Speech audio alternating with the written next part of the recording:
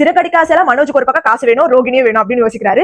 ரேகா சத்யா கல்யாணத்துல வந்து பாத்தீங்கன்னா நம்மளோட விஜய் வந்து சிந்தாமணியை பழி வாங்குறதுக்கு தேவையில்லாத வேலை பண்ணிட்டு இருக்காங்க. அந்த மாதிரி சின்சை பாக்குற பர்சன் வந்து என்ன பாத்தீங்கன்னா நம்மளோட மனோஜ் வந்து காசு கேட்கறாரு. விஜய் வந்து மனோஜ்காக காசு வந்து முத்து மீனாயிட்டு கேட்கறாங்க. உடனே மனோஜ் எனக்காக யாரும் காசு ரெடி பண்ணாரு, நானே பாத்துறேன் அப்படின்னு சொல்லி இதை நான் முத்து சொன்னா நம்ம நீ சொன்னா நம்ப மாட்டேன் அப்படின்னு சொல்லிட்டு விஜய் சொல்லும்போது மனோஜ் வந்து நானே ரெடி பண்ணிக்கிறேன் அப்படின்னு சொல்றாரு. உடனே அதுக்கு நம்மளோட முத்து என்ன சொல்றாரு, உன் தலைமையில வச்சு சத்தியம் பண்ணி நீ ரெடி பண்ணிக்கிறேன் அப்பதான் நம்பு அப்படின்னு சொல்லிட்டு சொல்றாரு. அப்புறம் அவரே தலைமையில வச்சு சத்தியம் பண்ணி நானே 5 லட்சம் நான் ரெடி பண்ணிக்கிறேன் அப்படின்னு சொல்லிட்டு உள்ள வந்து அதாவது விஜய் வந்து கேட்கறாங்க. நீ என்கிட்ட போய் சொல்லாத, உண்மையை சொல்லுவோம், நம்ம யாரும் கொடுக்க மாட்டாங்க, யார் கொடுக்குறாங்க அப்படின்னு சொல்லிட்டு கேட்டு சொல்ல அப்படின்னா பாத்துக்கிறேன் நம்பி கொடுக்கலாம் ஆள் இருக்காங்க அப்படின்னு சொல்லிட்டு சொன்னேன். சரிடா எந்த பிரச்சனை வராம பாத்துக்கோ அப்படின்னு சொல்லிட்டு விஜய் வந்து கிளம்புறாங்க. உடனே வந்து நம்மளோட மனோஜ் வந்து யோசிக்கிறாரு, நம்மளுக்கு காசு கொடுக்க இவ இருக்கா, ரோகிணி காசு எப்படி உனக்கு வந்து அப்படின்னு சொல்லிட்டு யோசிச்சுட்டு இருக்காரு. அடுத்த சீன் வந்து பாத்தீங்கன்னா நம்மளோட முத்து வந்து சத்யா ரேகா கல்யாணத்துக்காக இது பண்ணிட்டு இருக்காரு, கணக்கெல்லாம் போட்டுட்டு இருக்காரு. அப்ப மீன் வந்து சொல்றாங்க, நீங்க கடைசி எங்களுக்கு ரொம்ப வரன் மாதிரிங்க, என் குடும்பத்துக்காக நீ இவ்வளவு கஷ்டப்படுறீங்க அப்படின்னு. என் குடும்பத்துக்காக நீ கஷ்டப்படல, ஃபர்ஸ்ட் நம்ம குடும்பம் என் குடும்பம் பிரிச்சு பேசுறேன், அந்த மாதிரி பேசாத அப்படின்னு 2 பேர் பேசிட்டு இருக்கும்போது நம்மளோட ரவி ஸ்ருதி வந்து சத்யாவோட கல்யாணத்துக்காக 1 லட்சம் ரூபாய் கொடுக்குறாங்க. முத்து எவ்வளவு வேணும்னு சொல்றாரு, இல்ல நீ வீட்டுக்காக ரொம்ப கஷ்டப்படுறேன், நீ எவ்வளவு பாப்பா இந்த வச்சுக்கோ அப்படின்னு சொல்லிட்டு சொல்றாரு. உடனே அடுத்த சீன் வந்து பாத்தீங்கன்னா நம்மள மிஸ்ரா காட்டுறாங்க. அவர் வந்து இவங்களை லவ் பண்றாருல நம்ம டீச்சர் அம்மாவை, அவங்க பாக்குறாங்க ஸ்வேதாவை. உடனே பேசிட்டே இருக்கும்போது நம்மளோட முத்து அண்ட் மீனா வந்துறாங்க. இது போல சத்யா அண்ட் ரேகா கல்யாணத்துக்கு எல்லாரும் இன்வைட் பண்றாங்க.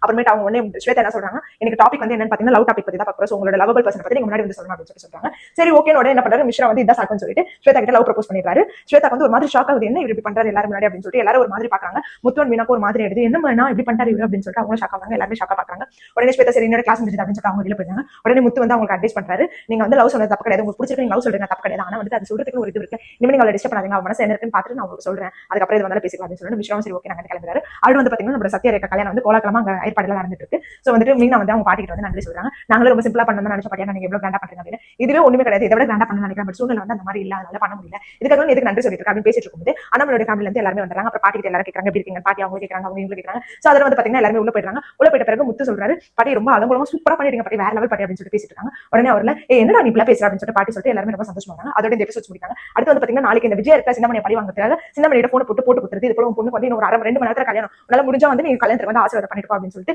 அந்த கல்யாணத்துல ஒரு குட்டியை பார்ப்பதற்கு சின்னமணி போன் பண்ணி சொல்லிட்டு அந்த சீன் என்ன நடக்குது அப்படின்றது நாளைக்கு நமக்கு தெரியும். இந்த மாதிரி மோர் அப்படி கண்டிப்பா நம்ம சேனல் சப்ஸ்கிரைப் பண்ணிக்கோங்க.